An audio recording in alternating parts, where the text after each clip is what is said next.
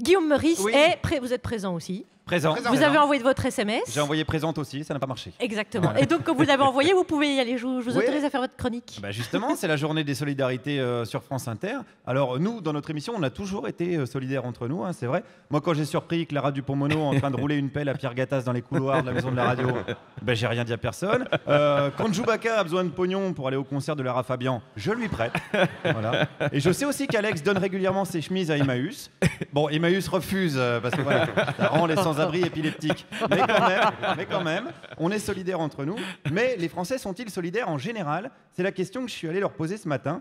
Solidaires, par exemple, au niveau de l'accueil des réfugiés. Nous, on n'a pas à accueillir de réfugiés. Mais là, alors ceux qui arrivent et qui fuient la guerre. Non, non. Qu'on les laisse se débrouiller, enfin, entre parenthèses. Voilà, là, on est sur de la solidarité entre parenthèses. Voilà. Ça, c'est assez spécifique. Entre deux descentes de CRS aussi, c'est la même solidarité. Mais sinon, par rapport aux autres pays, comment la France est-elle solidaire selon ce même monsieur? Comme les autres pays. Hein. Pas plus, pas moins. Je parle des pays civilisés. Hein. Je parle pas de l'Afrique. L'Afrique, ils sont pas civilisés? Non. Citez-moi un pays africain qui a une civilisation égale à la nôtre. Mais ça veut dire quoi, égal? Eh bien, égale à la civilisation, tout. Tout ce qui fait la fierté de notre civilisation, hein, détruire la forêt, massacrer les espèces protégées, voter Laurent Wauquiez, tout ce qui prouve vraiment notre supériorité.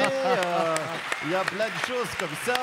Avoir un beau parlement, par exemple, hein, des députés qui sont solidaires entre eux aussi, hein, qui se serrent les coudes. Enfin, vu le nombre de femmes, on devrait dire qu'ils se serrent les couilles. Mais bon, voilà, on est solidaires. Nous, on laisse crever les gens de froid dans les rues, d'accord.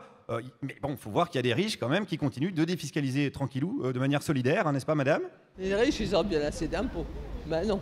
Ah bon? Bah bien sûr. Et c'est malin ça, parce qu'on dit qu'ils sont riches forcément, mais ils payent plus d'impôts que les autres alors. Ah bah oui, mais ils sont encore riches du coup après. Eh ben c'est qu'ils ont travaillé. Hein. Ah, Ceux qui foutent rien, ils sont pas riches. C'est bien fait pour eux. Eh ben voilà, ça c'est une autre forme de solidarité.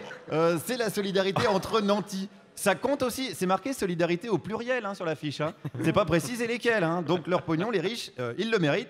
Même si également parfois aussi les riches, ils en héritent, madame. Eh ben quand tu as hérité, il faut savoir en profiter et puis surtout le continuer. Hein. Est-ce qu'il n'y a pas un problème de répartition des richesses en France? C'est pour ça que je parle de solidarité. Non, moi je marche pas. Ça non. Tout ça c'est les socialos, alors merci. Ah merde, les socialos qui, comme on le sait, hein, depuis 5 ans, font un vrai travail de redistribution des richesses.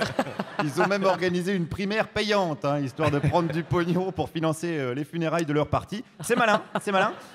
Puisqu'on en est là, j'ai testé une autre idée solidaire sur un autre Français. Si on imaginait prendre plus d'impôts aux plus riches pour le redistribuer aux plus pauvres. Évidemment, on peut toujours. Tout le monde n'est pas de cet avis-là, c'est pour ça que je vous pose la question. Non, moi je ne suis pas de cet avis-là non plus. Hein. Ah bon? Non. Vous venez de me dire évidemment. Mais on peut l'imaginer. Ah oui, il ne faut pas le faire. Il ne faut pas faire n'importe quoi. Voilà, là on est sur une solidarité basée sur l'imagination. D'accord, ça c'est spécifique. Là je m'adresse aux chômeurs hein, qui sont devant nous aujourd'hui. Puisqu'on est, voilà, alors, il est quoi, 17h40, on est jeudi.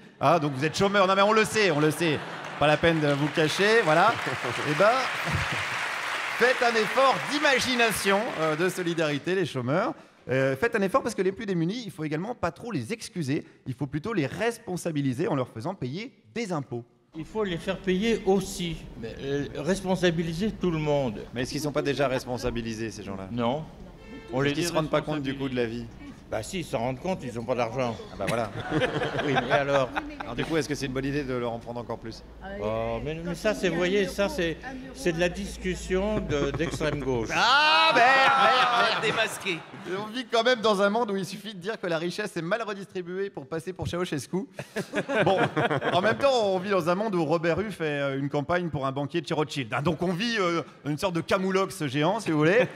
Alors concluons d'ailleurs avec une dame qui se retrouve avec une petite retraite après avoir travaillé toute sa vie.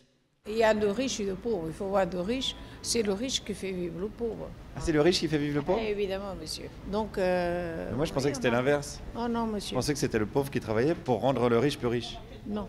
Non, parce qu'on a quand même un partage. Oui, c'est vrai, il y a un partage. 99% en possèdent autant que 1%. C'est un partage. On n'a pas dit équitable. On a dit un partage. Hein, on vit dans une société où même les plus précaires ont assimilé les inégalités sociales comme normales. Alors après l'appel des solidarités, il faudra quand même penser à organiser l'appel de l'égalité.